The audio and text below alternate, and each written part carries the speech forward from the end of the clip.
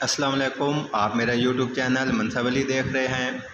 جیسا کہ آپ کو پتہ ہے، میرا یہ یوٹیوب چینل خاصاً سی ایس ایس کے اسٹوڈنٹس کے لیے ہے، جس میں دوسرے تمام سبجیکٹس کے ساتھ ساتھ اسپیشلی ڈان نیوز ایڈیٹوریل کی ایکسپلینیشن اور ٹرانسلیشن پیش کی جاتی ہے۔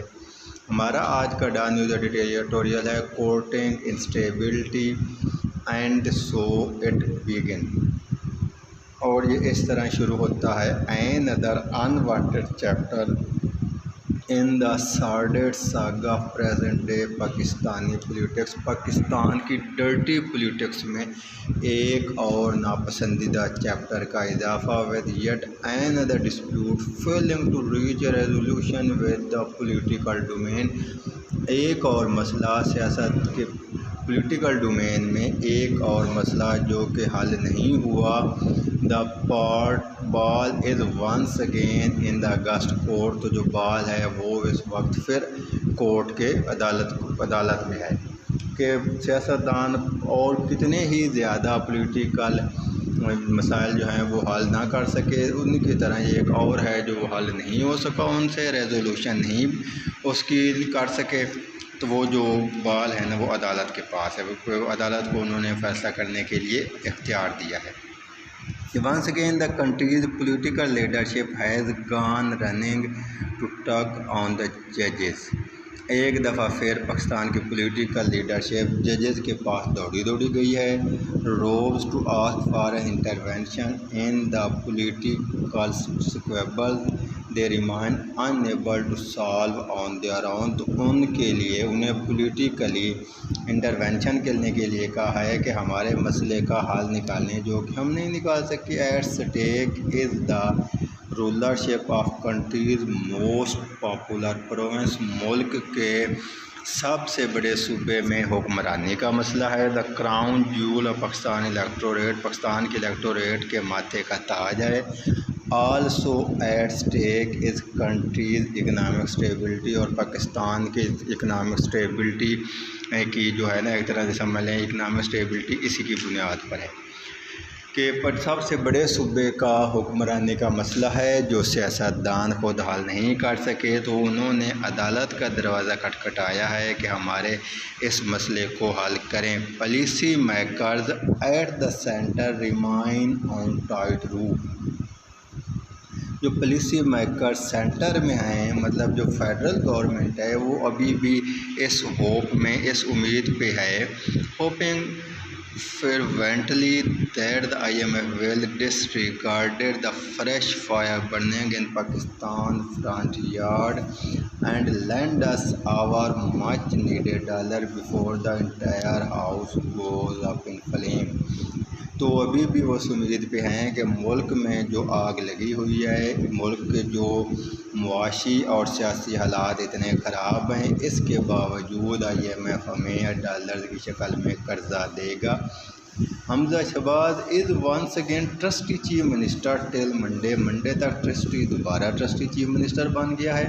جو اس نے حلف اٹھایا تھا اسے کالعدم قرار دیا گیا۔ Only the supreme court can possibly elucidate what this means۔ صرف سپریم کورٹ اس کی وضاحت کر سکتی ہے۔ He has reportedly been directed to work in accordance with the law۔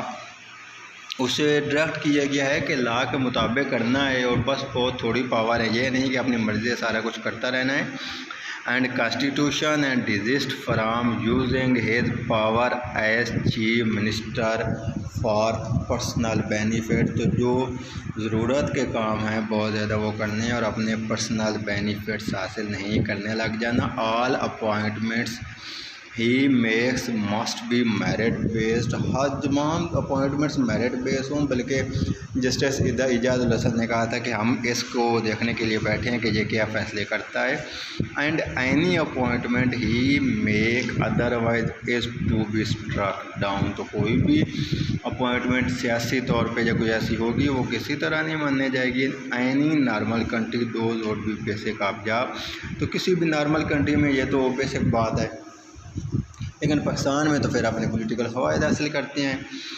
One also wondered what the court expects Hamza Shahbaz to attempt in the odd days till his faith is presumably to be more permanently. decision کے ہر کوئی نا one also wonder everyone is wonder, ہر کوئی حیران ہے what the code expect ہم نے اس بات سے کیا ایکسپیکٹ کرتا ہے کہ چند دن اسے دیے ہیں، اس کے بعد انہوں نے مطلب جو فیصلہ 2 دن بعد سنا دینا ہے، تو کیا وہ ایکسپیکٹ کرتے ہیں کہ کیا یہ آسانی ایکسپیکٹ کرتے ہیں کہ حمزہ کس طرح کے فیصلے دے گا، یا اس کے پاس کیا پاور ہے جانی مین while Chaudhry Pervaiz Elahi has been handed some salt put on the wound inflicted his cousin, تو جو حمزہ پرویز الہی کو اپنے کزن کی طرف سے جو زخم ملا ہے، ہی میں ہے وہ weight of judgment in his favour, جو زخم ملا ہے وہ اس کا کچھ مرہم رکھ سکے اور اسے ابھی بھی امید ہے کہ ججمنٹ شاید اس کی فیور میں ہے۔ The only thing certain at the moment is that the Punjab chief minister election is far from decided, تو ابھی بھی ہے کہ چیف منسٹر کا الیکشن اتنا جو ڈیسیجن ہے اتنا آسان نہیں ہے، and there may be a twist or two long way, یا کوئی 2-3 ہرڈل اس میں آ سکتی ہیں، یا اتنا آسان نہیں ہے۔ جیسے کل کے جلسے میں نون لیگ کی لیڈرشپ نے کہا ہے کہ ہم لوگ ڈیسیجن کو مانیں گے ہی نہیں، فل کورٹ کا ڈیسیجن ہمیں چاہیے۔ amidst all the noise، اس تمام شور کے باوجود there is renewed talk of a soft intervention by powers، طاقتور حلقوں کی طرف سے سافٹ انٹرونشن بھی کی گئی ہے، that had so far insisted they would remain on the sideline، جو اکثر کہتے ہیں کہ ہم سائیڈ لائن پہ ہیں، ہمیں سیاست میں نہ دھکیلا جائے، لیکن ان کی سافٹ انٹرونشن کی باتیں بھی زبان زد عام ہے۔ Apparently they now want to see the various parties sit down، وہ چاہتی ہیں کہ جو متحرب گروپ ہیں، مخالف گروپ ہیں، بیٹھ جائیں and negotiate a date for general election کے لیے نیگوشیٹ کریں۔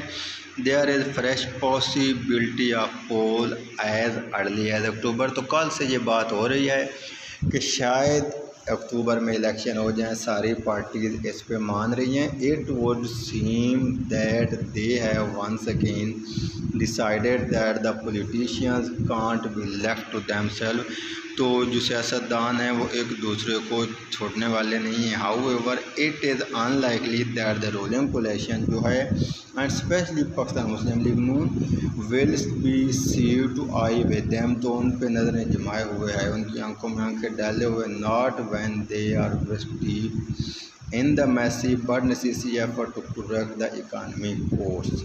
The July 17 troubling will be fresh in many minds، 17 جولائی سب کے ذہنوں میں ابھی تک اس کا ہے، and it is unlikely that any of the ruling party would be favoring their chances with the PTI led by reinvigorated Imran Khan is on the ramp۔